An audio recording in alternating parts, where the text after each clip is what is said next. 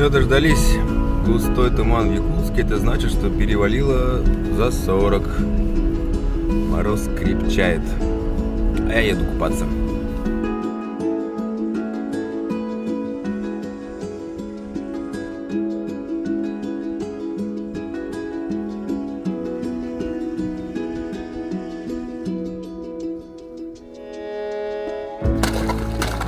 Перед купаниями приходится работать. Я, конечно, не планировал снимать это каждый день.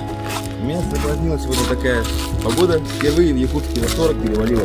И надо не сильно мне. Пока еще рано, да? Сильно.